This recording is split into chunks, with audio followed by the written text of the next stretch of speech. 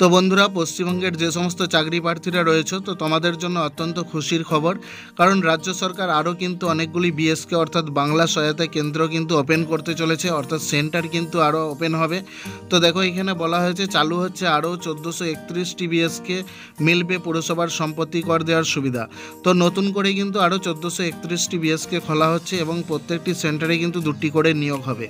তো কোন ডিস্ট্রিক্টে সর্বাধিক সেন্টার ওপেন করা হচ্ছে, এছাড়াও কোন কোন ডিস্ট্রিক্টে কত সেন্টার রয়েছে, সব কিছুই আমরা জানবো এই ভিডিওর মাধ্যমে। এছাড়াও শিক্ষাগত যোগ্যতা কী রয়েছে, কিভাবে অ্যাপ্লিকেশন করবে, তো এ টু জেড আমরা কিন্তু এই ভিডিওর মাধ্যমেই দেখে নেব।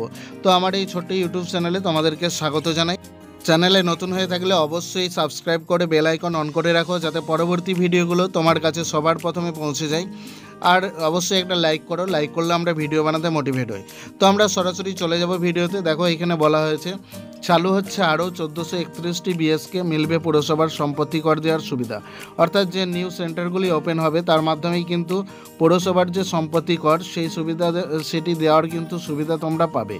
এখানে বলা হয়েছে বাংলা সহায়তা কেন্দ্র চালু করছে রাজ্য সরকার, এর জন্য প্রয়োজনীয় পরিকাঠামো তৈরির নির্দেশ দেওয়া হয়েছে। ন্যূনতম যেসব সরঞ্জাম দরকার সেগুলো আগেই পৌঁছে গিয়েছে জেলায় জেলায়, এবার সেগুলি ঠিকমতো সাজিয়ে গুছিয়ে নির্দিষ্ট জায়গায় এই কেন্দ্র চালু করে দিতে বলা হয়েছে।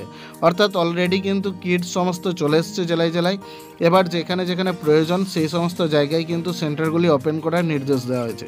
বর্তমানে প্রায় 3500 বিএসকে রয়েছে রাজ্যে। কিছু বিএসকের মাধ্যমে পরিষেবা প্রদানের হার দিনে দিনে বৃদ্ধি করছে সরকার। সেই কথা মাথায় রেখেই বাংলা সহায়তা কেন্দ্রের শাখা আরও বাড়ানোর সিদ্ধান্ত হয়েছে।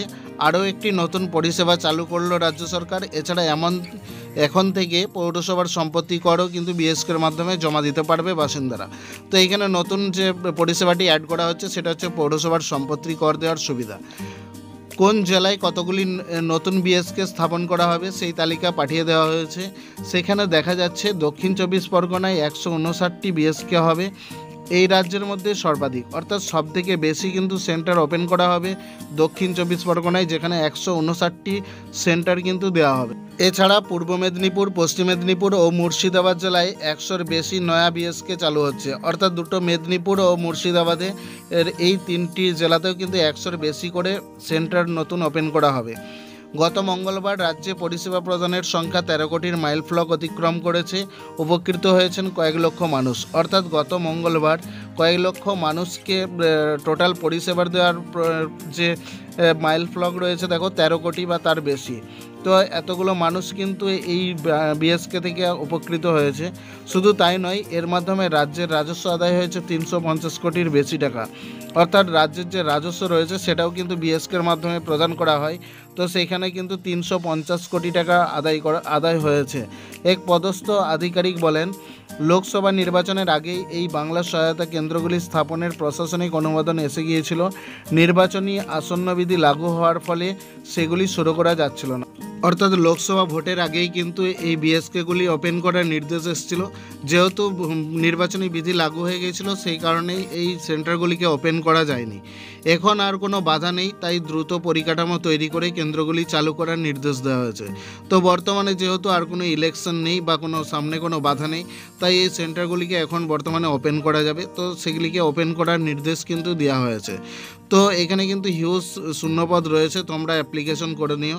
এখানে অ্যাপ্লিকেশন করতে গেলে যোগ্যতা যেটা থাকতে হবে, দেখো, যে কোনো স্বীকৃত বিদ্যালয় থেকে ন্যূনতম উচ্চ মাধ্যমিক পাস হতে হবে এবং 6 মাসের একটি কম্পিউটার সার্টিফিকেট থাকতে হবে, সাথে কম্পিউটার চালানো জানতে হবে এবং ইন্টারনেট কাজ করার ক্ষমতা থাকতে হবে।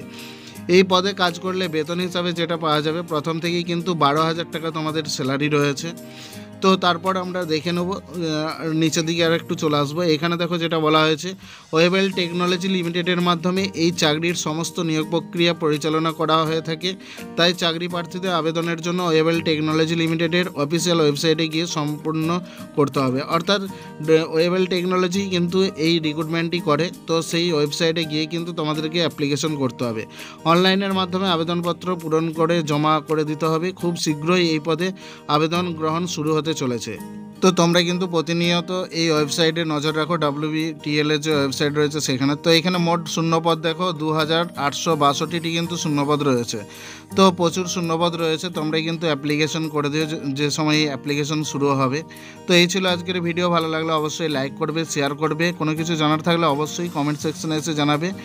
আর যে সমস্ত বন্ধুরা আমার চ্যানেলে নতুন এসছো তাদেরকে বলবো চ্যানেলটিকে সাবস্ক্রাইব করে বেল আইকন অন করে রাখো, যাতে পরবর্তী ভিডিওগুলো সবার প্রথম তোমার কাছে পৌঁছে যায়। আর যারা ইতিমধ্যেই সাবস্ক্রাইব করে নিয়েছো তাদেরকে অসংখ্য অসংখ্য ধন্যবাদ। তো দেখা হচ্ছে পরের ভিডিওয়, ততক্ষণের জন্য ভালো থেকো, সুস্থ থেকো, জয় হিন্দ।